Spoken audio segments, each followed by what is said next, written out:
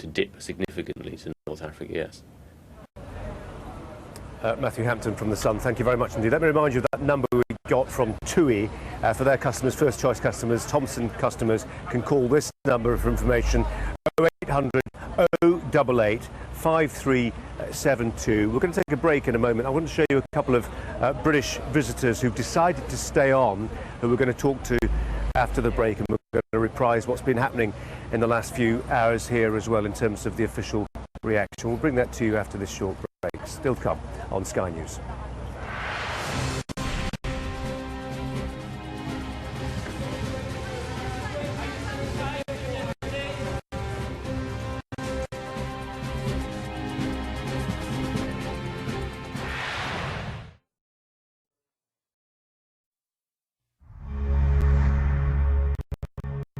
A woman's been charged with trespassing at Will Smith's LA home. A housekeeper found the 26-year-old hiding in the star's kitchen, though he and his family weren't at home at the time. She faces up to 6 months in jail and a $1,000 fine if convicted. American rapper P. Diddy has been charged with assault with a deadly weapon after claims he got into a fight with his son's football coach. It's alleged the 45-year-old, whose real name is Sean Combs, attacked the man with a weightlifting kettlebell. Police say no one was seriously injured. The Italian island of Gigolo has a new imperial countess, former Baywatch star Pamela Anderson. The actress received the title for her efforts to protect marine life there. James Horner, the man who composed the music for the film Titanic, has been killed in a plane crash in Southern California. A single-engine plane registered to the Oscar-winning composer crashed in Ventura County, killing the pilot. The 61-year-old also wrote the music for a number of big movies, including Alien, Braveheart and A Beautiful Mind. Indiana Jones has been voted the greatest film character of all time. Harrison Ford's famous action hero beat James Bond, Darth Vader and Harry Potter to the #1 spot in Empire magazine's survey. Apple has backed down following a boycott by Taylor Swift. The company has agreed to pay royalties to artists during a 3-month free trial period for its music streaming service. The singer had refused to put her album 1989 on it, complaining it was unfair to ask anyone to work for nothing. Taylor's tweeted to say she's elated and relieved. Johnny Depp's wife Amber Heard says the couple won't be visiting Australia again anytime soon. They were forced to flee the country with their 2 dogs in May after being accused of smuggling the animals in a private jet. They had been given a 72-hour deadline to get their pets out of Australia or face having them put down. I have a feeling we're going to avoid the land down under from now on, just as much as we can, thanks to certain politicians there. I don't know, I guess everyone tries to go for their 15 minutes.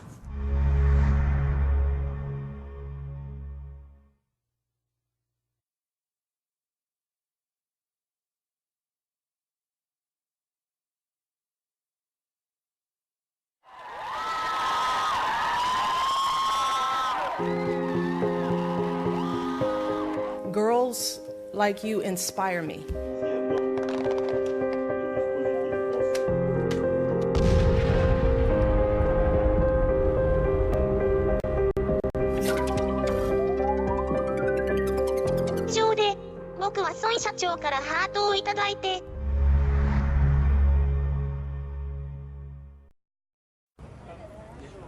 Are you at Sky News Sunrise? We're in Sousse in Tunisia. This is the resort that's been blighted by a truly horrific terrorist attack.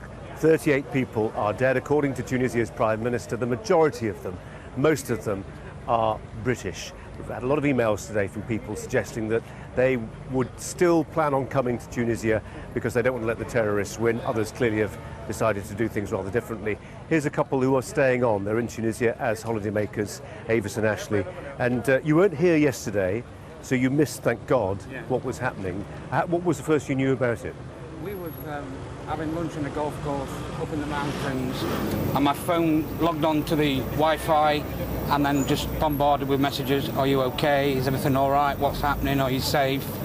And we just couldn't believe what we were reading, you know. And you're staying in the hotel next door to the Imperial, which was one of those, which was the other hotel that was here. isn't it? We understand. They have a common beach, and so therefore you can swap because they're part of the same group. So some of our hoteliers were actually on their beach as well, but I think from what we can gather, from what we've heard, only 1 or 2 people from our hotel passed. Was killed. Yeah. And you're back in the hotel now, and getting in's easy. The security, obviously, but you prove that you're staying in the hotel. That's all fine. The gates are locked. We have to show our card to get back in, but it's normal. It's normal. Well, I say what this is not a normal time, is it? We've been watching people leaving in droves. You were staying on. Why? Because we're British and we don't want them to win. Yeah, we want to enjoy our holiday. We love Tunisia. And we're staying. We're not going to let them win.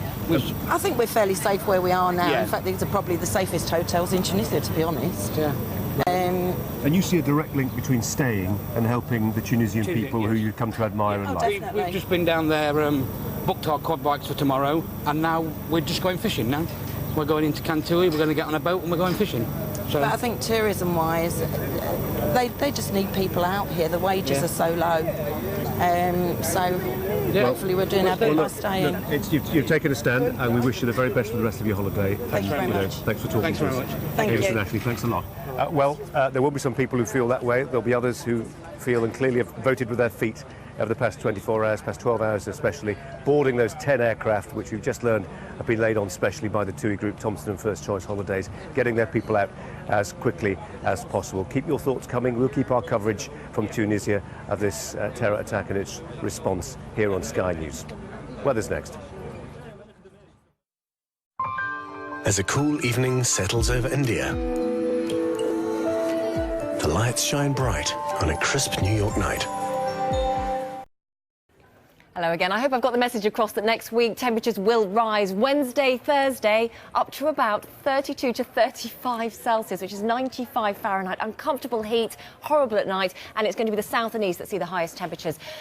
Today, well, in comparison, I think very pleasant, really. 24, 25 degrees in the London area, nearer 19 or 20 to the northwest. There will be some cloud around, but also some sunny spells. But watch for the change later, because across the Republic of Ireland and Northern Ireland, showery rain will develop and push in this evening. And in fact, that frontal band will move eastwards tonight. So it'll be a warm, rather breezy night with rain across many central and western parts. Now, the rain clears Ireland in the morning, but it will continue to push eastwards during Sunday, clearing out of the way in the afternoon to allow sunshine and a few showers to develop. Not too bad a day, and then the heat rises in the week ahead. The weather, sponsored by Qatar Airways. Still to come this morning on Sky News, we'll be live in Sousse in Tunisia, where the country's Prime Minister has said the majority of those killed in the terror attack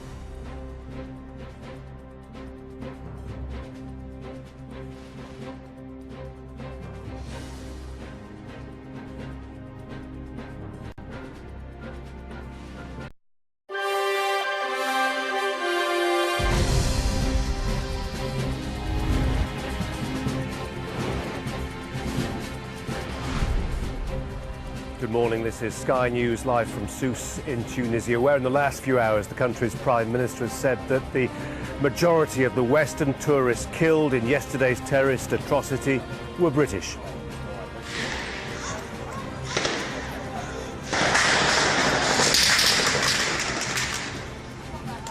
New pictures have emerged showing the moment holidaymakers were forced to flee for their lives as a gunman opened fire on a packed beach here yesterday lunchtime. Many of those caught up in the terror are now desperately trying to get home, with holiday firms putting on extra flights to help. Here in Britain, David Cameron is chairing the government's emergency Cobra committee meeting as extra security is ordered to protect people at key events this weekend. And this morning we'll also be live in Greece as the country's Prime Minister says the Greek people will now decide whether to agree to a controversial bailout deal.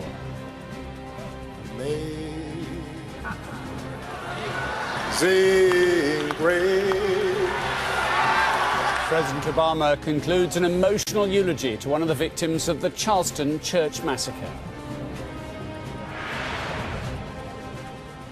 Well, a very good morning and welcome to Sousse in Tunisia. This is a resort that's been hit by the most terrible terrorist atrocity. People went to bed in the UK last night hoping perhaps that the death toll would rise no further, and that if it did, the number of Britons killed would rise no further. Sad to say, neither of those things have happened. The death toll was 27. It's now risen to 38 confirmed fatalities, of whom, according to the Tunisian Prime Minister, the majority are British. As yet, we've still got a number of people unaccounted for, people at the hospital. The British Embassy are doing all they can, and indeed the tour company have, within the past half an hour, said they've put on 10 extra flights overnight, with more to come as they try to move heaven and earth to bring back people who have been shocked beyond measure and desperate to get back to the UK. It's become a security issue for the British government. Cobra's going to meet, and Michael Fallon, the Secretary of State for Defence, has been talking to Sky News. Sadly, we believe the majority are British, of those who've been killed or injured. There are some victims who still remain to be identified, but the number, I'm sad to say, is going to increase, and I would expect more information about that later today. Well, the Tunisian Prime Minister has said he's going to get tough. He's going to close down 80 hardline mosques. Where we are, outside the Imperial Mahaba Hotel, we've seen a steady stream of police vehicles, army vehicles, SWAT team or their local equivalent.